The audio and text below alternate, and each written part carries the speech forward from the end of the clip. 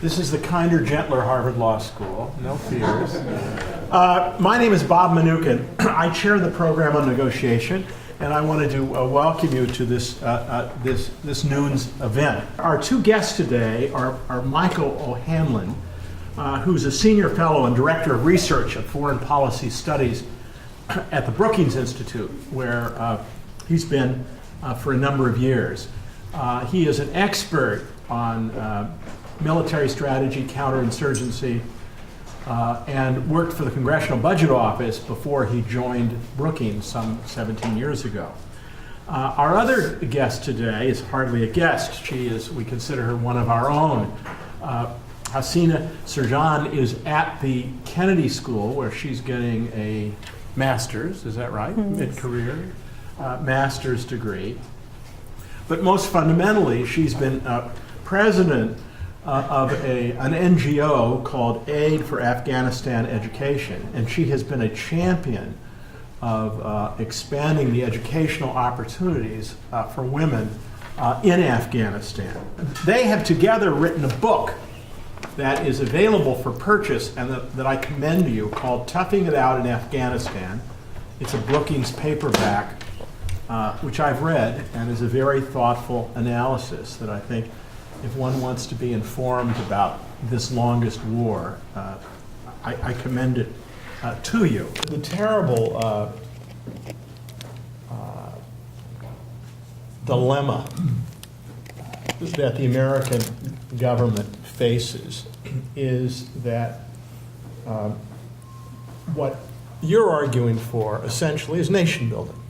We should stick around long enough to help Afghanistan repair the terrible damage of 30 years of war and gradually emerge into a modern, reasonably secular state. In this country, there is not much faith anymore in our capacity to nation build, A. B, in terms of domestic politics, there's great concern about the budget. And foreign aid is hard to come by. C, this war has gone on a long time. 9/11 was a long time ago. We've been extraordinarily fortunate. There have really not been any major successful terrorist attacks in the United States since 9/11. So that's sort of receded. And the challenge of politically maintaining a presence that involves a lot of money and some American deaths is extremely difficult. Now, the facts are that the number, and I don't mean to say this to minimize it, the number of American troops dying in Afghanistan compared to American wars has been very modest. I mean, 50,000 died in Vietnam.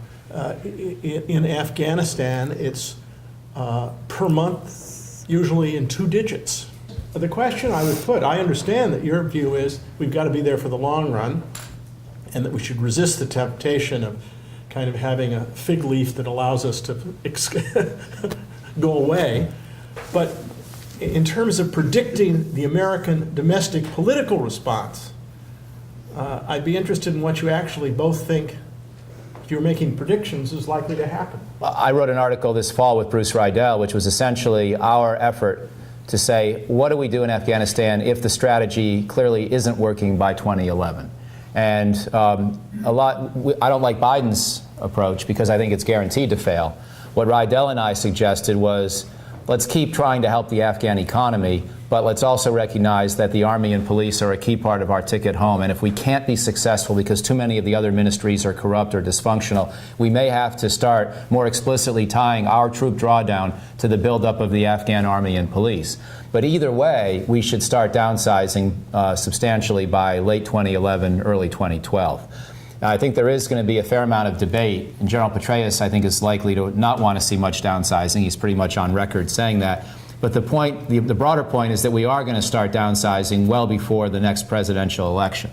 And I think as long as President Obama can point to 10 to 30,000 fewer U.S. troops in Afghanistan come election day of next year, he's probably at least mitigated the anger from the left. And if he has a reasonably acceptable outcome, he's probably got a number of the independents in this country tolerating that. But the main point I would make, whether I'm right or wrong about that, I don't think that his words mollify anybody. I think what Americans want is to see proof. And so I don't see why the president feels the incentive to use these words about departure, which aren't reassuring to the left, because the left cares about what they see on the ground, and they are totally against our interests on the ground in South Asia, because when Afghans and Pakistanis hear that language, they say, aha, the Americans are going to desert us prematurely yet again, which means we need to hedge, we need backup plans, and we can't fully work with them. So that's my critique of the language. But last point, there's no way that the American people will sustain this forever. I commend Hassina for her commitment to her country, but I think, you probably know, and I would assert that Americans are not going to feel like we should do this indefinitely, especially if it seems to be a losing effort. So I think the next year or so is the last chance to prove that it's working. And I don't think that there is clear proof yet. If there's not clear proof, I'm not suggesting we immediately pull the plug, but I am saying the downsizing has to begin and there has to be some kind of a backup plan. If it is working, then we should be able to start downsizing as well for other reasons. And so what I'm saying is by 2014, I think we'll be down to 10 to 20,000 U.S. troops in Afghanistan at most, either way. And I think that basic trajectory is one that the country will live with, because we know that the alternatives are not very appealing. This is not really an Afghan war. I believe that this is an American war. We're not in Afghanistan to fight for Afghans. Because if we really were in Afghanistan to fight for Afghans, we would have been in Afghanistan when the Taliban were killing people left and right. But now we need time. I believe that in order for Afghanistan to recover, we really need time. And a strong commitment from US and from the international community. Because if somebody continuously say, I'm leaving, how do you expect the Afghans to trust anything? What happened ever since this departure of US troops became an issue? Afghans became extremely insecure. Those who have returned to Afghanistan have left Afghanistan. Very few of us have really returned to do the work.